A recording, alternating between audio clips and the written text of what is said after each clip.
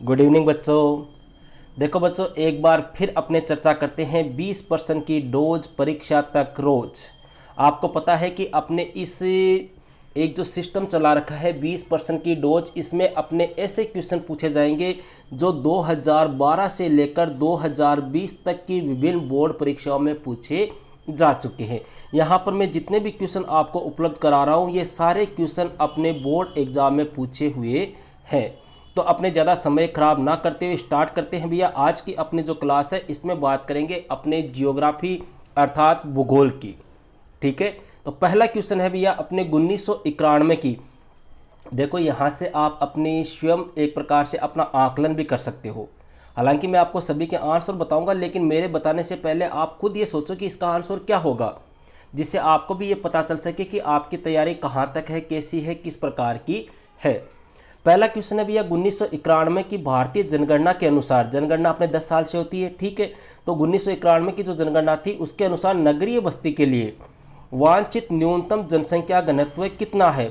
मतलब 1991 में जो जनगणना हुई थी उसमें कितने जनसंख्या घनत्व वाले क्षेत्रों को नगरीय बस्ती का दर्जा दिया गया।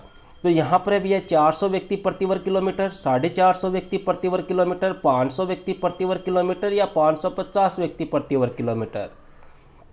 तो अपना आंसर हो जाएगा भैया 400 व्यक्ति प्रति वर्ग किलोमीटर। जिस क्षेत्र का जनसंख्या घनत्व है वह बस्ती अपने कौन सी मानी जाएगी, नगरीय बस्ती मानी जाएगी। कहाँ पर, भारत में। और कौन सी जनगणना के अनुसार, 1991 की जनगणना के अनुसार। और जनसंख्या घनत्व आपको पूछ ले क्या होता है, तो प्रति वर्ग किलोमीटर में रहने वाले लोगों की संख्या को क्या कहते हैं, जनसंख्या घनत्व कहते हैं। क्लियर है। क्वेश्चन नंबर 2 की बात करते हैं भैया। सेकंड क्वेश्चन है अपने निम्न में से कृषि आधारित मौसमी उद्योग है। कृषि आधारित मौसमी का मतलब यहाँ पर मौसम के अकॉर्डिंग है भैया, मौसमी फल नहीं है, मौसम के अकॉर्डिंग। ठीक है, अपने ऑप्शन है चीनी उद्योग, पेट्रो रसायन उद्योग, सूती वस्त्र उद्योग, या इनमें से कोई नहीं। तो देखो यहाँ पर कोई नहीं वाला तो होगा नहीं। पेट्रो रसायन का भी अपने कोई मतलब नहीं है कृषि से, सूती वस्त्र का भी अपने मौसम से, कृषि से कोई मतलब नहीं है। यहाँ पर क्या हो गया, अपना आंसर चीनी उद्योग हो गया। ठीक है, और चीनी उद्योग या चीनी सबसे ज़्यादा कहाँ पर होती है, अपने चीनी उद्योग कहाँ पर है सबसे ज़्यादा, महाराष्ट्र में है भैया। जिसके लिए कच्चा माल क्या चाहिए अपने को, गन्ना चाहिए। और गन्ना जो है वो एक निश्चित मौसम में ही उत्पादित किया जाता है। तो अपना आंसर क्या हो गया, चीनी उद्योग। थर्ड क्वेश्चन की बात करते हैं भैया। थर्ड क्वेश्चन है अपने राष्ट्रीय जलमार्ग संख्या 1 किस नदी पर तथा किन 2 स्थानों के बीच पड़ता है। राष्ट्रीय जलमार्ग संख्या 1 जो है भैया कौन सी नदी पर है और कौन से 2 स्थानों के बीच है या किन को जोड़ता है। तो पहला है अपने ब्रह्मपुत्र सादिया और धुबरी, ये तो है नहीं क्योंकि ये तो हो गया अपने राष्ट्रीय राजमार्ग संख्या 2 हो गया। दूसरा है गंगा हल्दिया इलाहाबाद, तीसरा है पश्चिमी तट कोटापुरम और कोलाम, चौथा है उपरोक्त सभी। तो भैया यहाँ पर अपना आंसर हो जाएगा ब, कि राष्ट्रीय जलमार्ग संख्या 1 जो है वो कौन सी नदी पर है, गंगा नदी पर है, जो हल्दिया से इलाहाबाद के मध्य है और 1620 किलोमीटर इसकी क्या है, लंबाई है। क्लियर है। देखो यहाँ पर ये ब्रैकेट दिए हुए हैं भैया 2013, 2015, 2015, 2016, ऊपर भी है अपने 2016, 2017। ये सभी क्या है, ये वो ईयर्स है जहाँ पर ये क्वेश्चन पूछे गए हैं। मतलब फर्स्ट क्वेश्चन जो है वो 2016 और 2017 की जो बोर्ड परीक्षा हुई थी उसमें पूछा गया है। सेकंड क्वेश्चन जो है वो 2015 और 2016 में पूछा गया है। ठीक है, तो ये क्वेश्चन काफ़ी मोस्ट है, इनको आपको ज़रूर से तैयार करना है। नेक्स्ट क्वेश्चन की बात करते हैं भैया। क्वेश्चन नंबर 4, मेगा सिटी होती है। ये क्वेश्चन भैया बहुत बार आता है, कई बार स्टूडेंट कन्फ्यूज भी होते हैं। देखो एक बात आपको ध्यान रखनी है, मेगा सिटी पूछ ले या महानगर पूछ ले एक ही बात है। पहली बात तो ये ध्यान रखना, मेगा सिटी पूछ ले अगला या महानगर पूछ ले एक ही बात है। ठीक है, अब मेगा सिटी वाला क्वेश्चन देखो 2012 में, 2015 में, 2016 में बहुत बार आया हुआ है। तो मेगा सिटी कौन सी होगी, जिसकी जनसंख्या 1 करोड़ से अधिक होगी, जिसकी जनसंख्या 50 लाख से 1 करोड़ होगी, जिसकी जनसंख्या 50 लाख से कम होगी, जिसकी जनसंख्या 5 करोड़ से अधिक होगी। तो यहाँ पर भैया अपना आंसर जो हो जाएगा वो क्या होगा, मेगा सिटी कौन सी होगी, जिसकी जनसंख्या 1 करोड़ से अधिक होगी। मतलब ऐसे महानगर जिनकी जनसंख्या जो है वो नगर और उपनगर को मिलाकर 1 करोड़ से अधिक हो जाती है, उसको क्या कहते हैं, मेगा सिटी कहते हैं। अब देखो यहाँ पर 2-3 क्वेश्चन और पूछे जाते हैं। पहला क्वेश्चन तो ये पूछ लेते हैं कि विश्व का पहला मेगा सिटी होने का श्रेय किस नगर को है। तो ध्यान रखना भैया, विश्व का पहला मेगा सिटी जो था वो कौन सा नगर था, न्यूयॉर्क था, जो 1950 में बना था। ठीक है, इसके अलावा कई बार क्वेश्चन आता है कि विश्व का सबसे बड़ा या विश्व की सबसे बड़ी मेगा सिटी या महानगर कौन सा है, तो वो है अपने टोक्यो। ठीक है, अगर भारत में आपको पूछ ले तो दिल्ली है, मुंबई है, कोलकाता है, चेन्नई है, बेंगलोर है, ये क्या है, भारत के मेगा सिटी है। और अगर क्वेश्चन पूछ ले कि भारत का सबसे बड़ा मेगा सिटी कौन सा है, तो अपने कौन सा हो गया भैया, दिल्ली हो गया, क्योंकि दिल्ली की जनसंख्या सबसे ज़्यादा है यहाँ पर। तो ये थोड़ा सा आपको ध्यान रखना है। ओके, क्वेश्चन नंबर 5 की बात करते हैं भैया। 5वां क्वेश्चन है, अपने संचार से आपका क्या तात्पर्य है। कहने का मतलब है संचार किसे कहते हैं। तो देखो भैया, संचार का सीधा सा ध्यान रख लेना, अपने कोई भी विचार है, अपना कोई भी संदेश है, ठीक है, अपनी कोई भी बात है, उसको एक स्थान से दूसरे स्थान पर या एक व्यक्ति से दूसरे व्यक्ति तक पहुंचाना या स्थानांतरण करना, वही क्या कहलाता है, अपने संचार कहलाता है। क्लियर है। ये क्वेश्चन अपने राजस्थान माध्यमिक शिक्षा बोर्ड में भैया 2019 में पूछा जा चुका है। नेक्स्ट क्वेश्चन की बात करते हैं भैया, क्वेश्चन नंबर 6। 6वां क्वेश्चन है भैया, अपने स्वर्णिम चतुर्भुज परियोजना का संबंध किन शहरों से है। इस परियोजना का प्रमुख लाभ या उद्देश्य क्या है। स्वर्णिम चतुर्भुज परियोजना भैया, स्वर्णिम चतुर्भुज, देखो इस वर्ड को पकड़ो अपने, चतुर्भुज मतलब कितने शहरों को ये जोड़ता है, 4 शहरों को ये जोड़ रहा है। ठीक है, तो स्वर्णिम चतुर्भुज परियोजना का संबंध किन किन शहरों से है। पहले तो हो गया आपके दिल्ली, दूसरा हो गया अपने मुंबई, तीसरा हो गया अपने चेन्नई, चौथा हो गया कोलकाता। अब इसका उद्देश्य क्या है भैया, इसका उद्देश्य है इन महानगरों के मध्य समय, दूरी तथा जो परिवहन लागत है उसको क्या करना, कम करना। ये क्वेश्चन भैया अपने 2014, 2015 और 2019 में पूछा जा चुका है। ठीक है, क्वेश्चन नंबर 7 की बात करते हैं भैया। 7वां क्वेश्चन है भैया, अपने हुंडी क्या है, इसके कोई 2 उपयोग बताइए। हुंडी, हुंडी किसको कहते हैं भैया। और हुंडी देखो आपको जब पढ़ाया था उस समय बताया था कि पैसे होते हैं जो बाहर से भेजे जाते हैं। ठीक है, तो देखो हुंडी क्या है, अंतर्राष्ट्रीय व अंतर्देशीय प्रवासियों द्वारा, मतलब जो अपने मूल स्थान को छोड़कर किसी विदेश में रह रहे हैं या किसी अन्य देश में या अन्य राज्य में रह रहे हैं, उन प्रवासियों के द्वारा अपने मूल स्थान या निवास स्थान पर जो धनराशि भेजी जाती है ना, उसको क्या कहते हैं, हुंडी कहते हैं। अब इसके उपयोग क्या होते हैं, हुंडी का क्या प्रयोग किया जाता है। तो हुंडी के जो पैसे हैं भैया उससे अपने ऋण चुकाए जाते हैं, बच्चों की शिक्षा में काम में ले सकते हैं, मकान में या आवास के निर्माण में उनको काम में ले सकते हैं। क्लियर है। नेक्स्ट क्वेश्चन की बात करते हैं भैया, क्वेश्चन नंबर 8। 8वां क्वेश्चन है, मुख्य श्रमिक, सीमांत श्रमिक एवं अश्रमिक में अंतर स्पष्ट कीजिए। देखो 3 श्रमिक है अपने, मुख्य श्रमिक है, सीमांत श्रमिक है और अश्रमिक है, इनमें क्या अंतर है। पहले बात करते हैं भैया मुख्य श्रमिक की।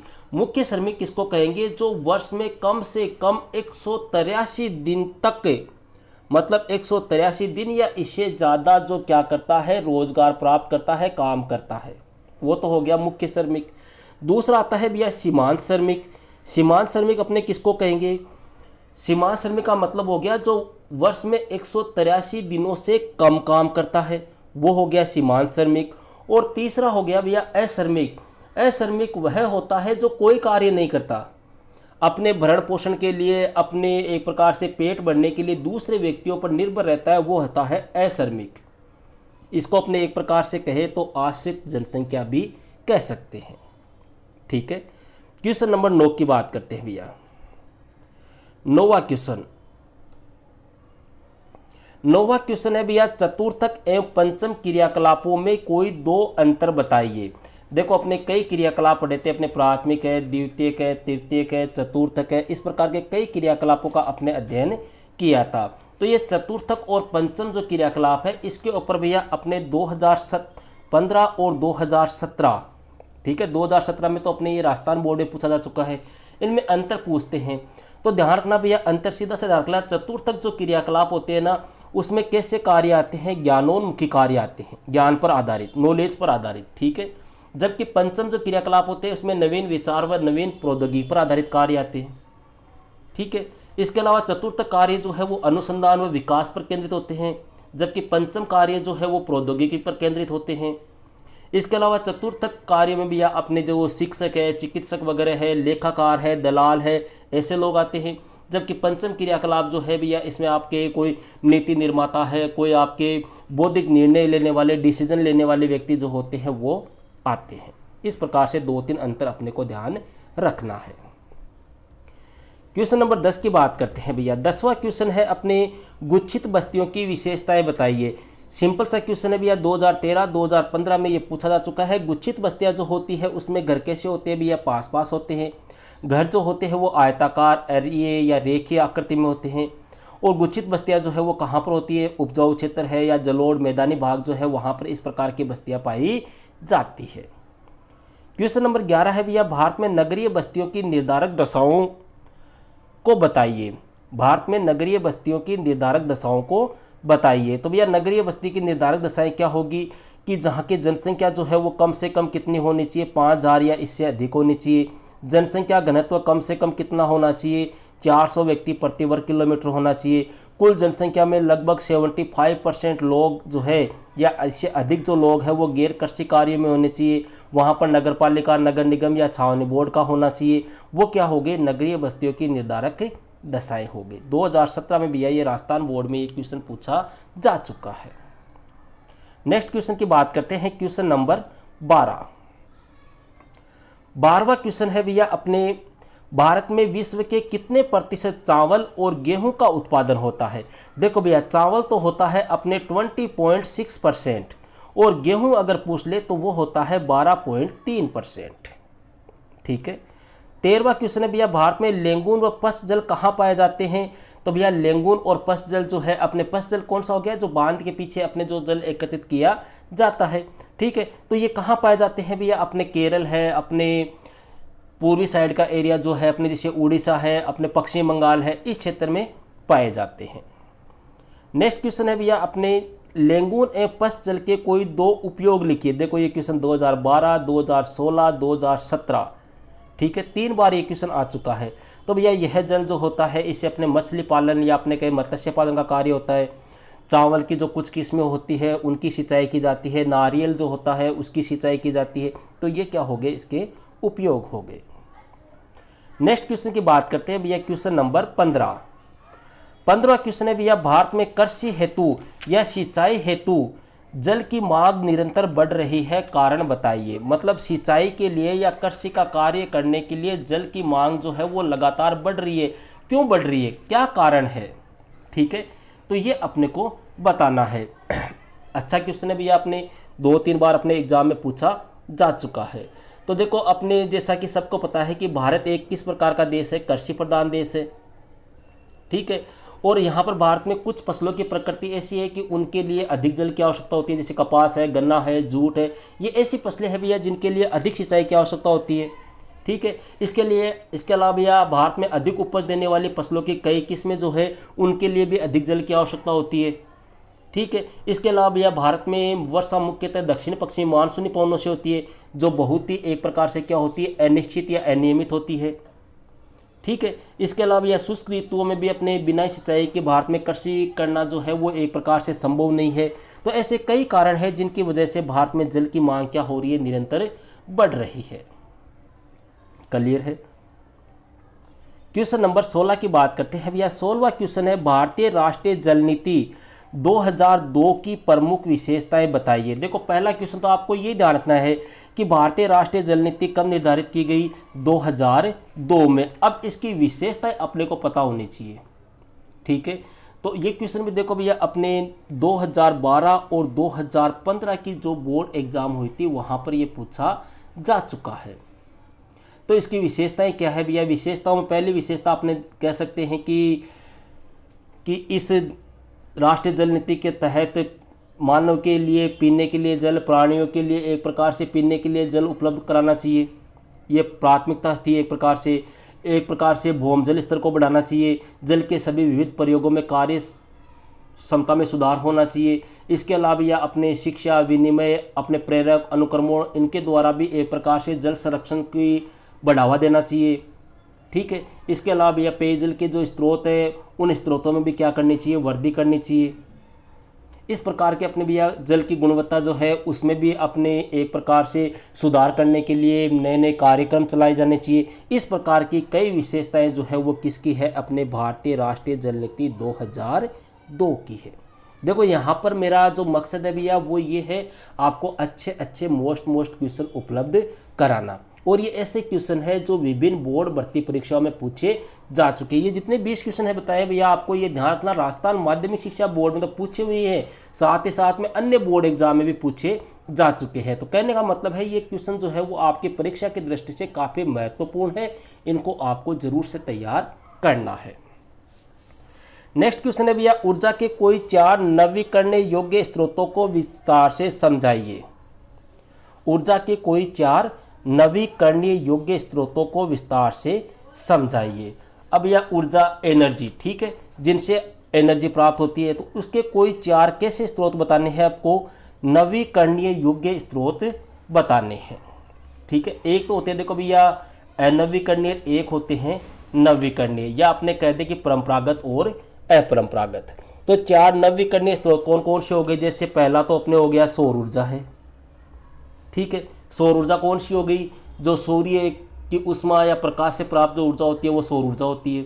दूसरी हो गई भैया जैसे अपने पवन ऊर्जा, पवन की गति से उत्पन्न ऊर्जा जो होती है वो पवन ऊर्जा हो गई, जैसे अपने राजस्थान, गुजरात, महाराष्ट्र, कर्नाटक, तमिलनाडु इस साइड में। तीसरी हो गई भैया भूतापीय ऊर्जा। ठीक है, जो पृथ्वी के आंतरिक भाग में जो गर्मी होती है या जो ताप होता है उससे जो ऊर्जा प्राप्त की जाती है, जैसे अपने भारत में इसके भूतापीय ऊर्जा के संयंत्र की बात करें तो हिमाचल प्रदेश के मणिकर्ण में है। ठीक है, और चौथी हो गई भैया अपने कौन सी, जैविक ऊर्जा। जैविक ऊर्जा मतलब जो जैविक पदार्थ जैसे कृषि अवशेष है, कोई कचरा वगैरह है, कोई अपशिष्ट पदार्थ है, उनसे जो ऊर्जा प्राप्त की जाती है। तो ये 4 क्या है भैया, 4 नवीकरणीय योग्य स्रोत है। 2016 में ये क्वेश्चन अपने राजस्थान बोर्ड में पूछा जा चुका है। नेक्स्ट क्वेश्चन की बात करते हैं भैया, क्वेश्चन नंबर 18वां क्वेश्चन है भैया, टिस्को को जल प्रदान करने वाली 2 नदियों के नाम बताइए। टिस्को जिसका पूरा नाम होता है भैया टाटा आयरन स्टील कंपनी। ठीक है, अब इसको जल कौन कौन सी नदियाँ प्रदान करती है, पहली तो हो गई भैया अपनी खोरकोई नदी। ठीक है, दूसरी अपने कह सकते हैं स्वर्णरेखा नदी। ये क्वेश्चन भी भैया अपने राजस्थान बोर्ड में पूछा हुआ है। नेक्स्ट क्वेश्चन की बात करते हैं भैया, क्वेश्चन नंबर 19वां क्वेश्चन है भैया, अपने राष्ट्रीय महामार्ग एवं राज्य महामार्ग में अंतर स्पष्ट कीजिए। राष्ट्रीय महामार्ग क्या होता है और राज्य महामार्ग क्या होता है, ये अपने को बताना है, इनमें क्या अंतर होता है। 2012, 2015 और 2018 में ये क्वेश्चन पूछा हुआ है। 2012 में तो ये अपने राजस्थान बोर्ड में आया हुआ है। तो देखो भैया राष्ट्रीय महामार्ग कौन से हो गए, मतलब जो राष्ट्र की प्रमुख सड़कें होती है वो तो राष्ट्रीय महामार्ग हो गई, और जो राज्य की प्रमुख सड़कें होती है वो कौन सी हो गई, राज्य महामार्ग हो गई। ठीक है, राष्ट्रीय महामार्ग की जो सड़कें होती है वो आर्थिक व सामरिक दृष्टि से महत्वपूर्ण होती है, जबकि राज्य महामार्ग की जो सड़कें होती है वो प्रशासनिक दृष्टि से महत्वपूर्ण होती है। इसके अलावा बात करें भैया, राष्ट्रीय महामार्ग जो है इनकी लंबाई संपूर्ण देश की कुल सड़कों की लंबाई का लगभग 2% है, जबकि राज्य महामार्ग में 4% है। राष्ट्रीय महामार्ग की जो सड़कें होती है उनका निर्माण अपने केंद्र सरकार के द्वारा होता है, जबकि राज्य महामार्ग की जो सड़कें होती है उनका निर्माण और रखरखाव जो है वो राज्य सरकार के द्वारा किया जा सकता है। तो इस प्रकार से अपने 3-4 अंतर कर सकते हैं। अंतिम क्वेश्चन है भैया लास्ट 20वां क्वेश्चन, कुटीर उद्योग एवं लघु उद्योगों में अंतर स्पष्ट कीजिए। कुटीर उद्योग और लघु उद्योग इनमें क्या अंतर है भैया, देखो सिंपल सा ध्यान रख लेना भैया, कुटीर उद्योग जो है वो एक प्रकार से निर्माण की सबसे छोटी इकाई होती है, और लघु उद्योग जो है वो मध्यम स्तर की इकाई है।